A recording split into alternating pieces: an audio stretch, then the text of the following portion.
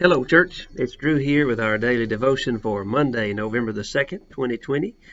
We'll call this one Election Day is Tomorrow. Our text is Matthew 5, verses 1 through 11, the same text we had yesterday in worship.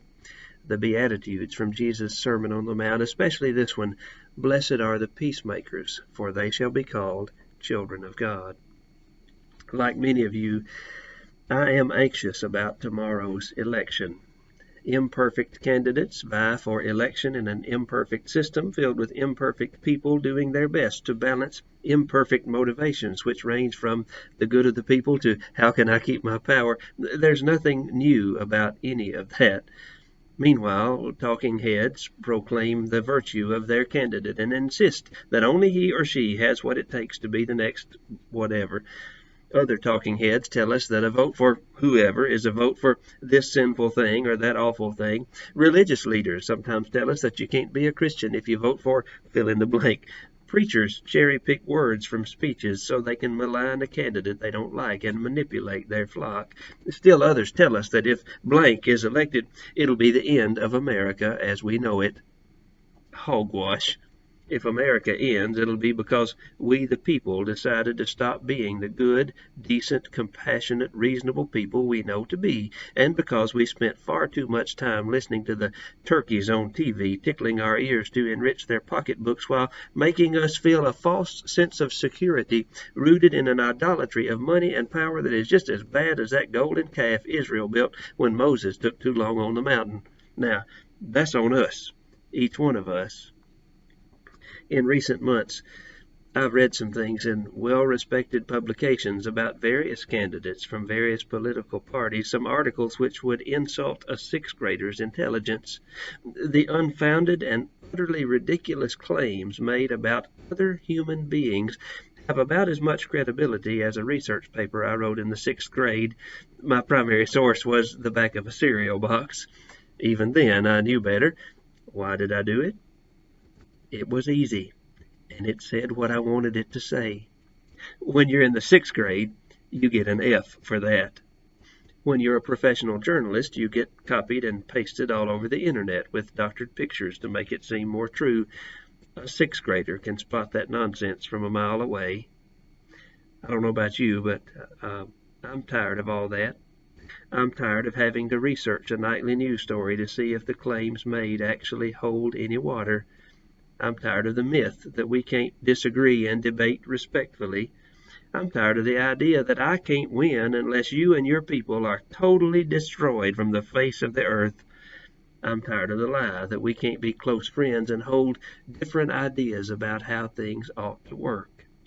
The truth is, if my sense of self and security is so fragile that new ideas, debate, and a little conflict cause me to melt into a boiling puddle of fear, hatred, and despair, why, I need a little talk with Jesus because I clearly haven't heard the gospel.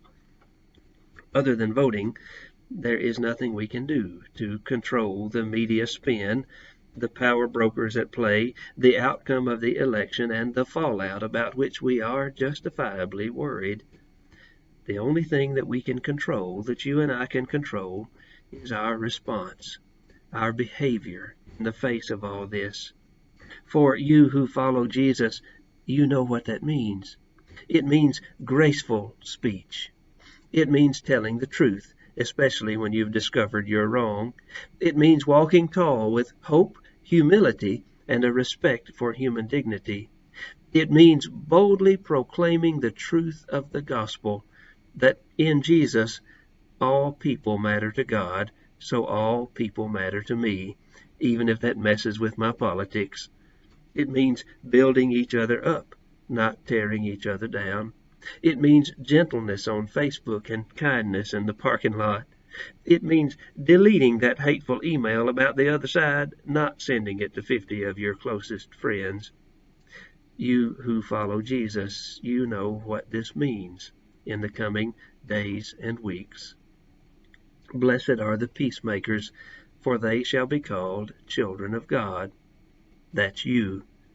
Blessed are the meek, those with incredible mountain-moving strength and stamina working under the power of love, for they shall inherit the earth.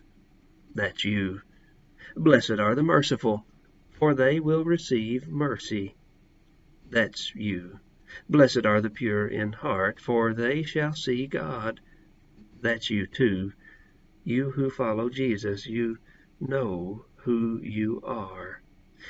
Don't let the wicked temptation of pettiness, spite, arrogance, and division cause you to forget.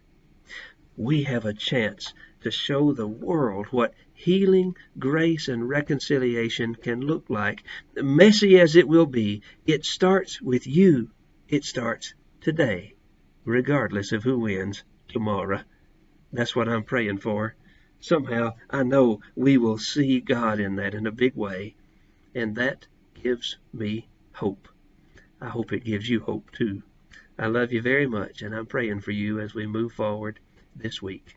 Talk to you soon. Thank you.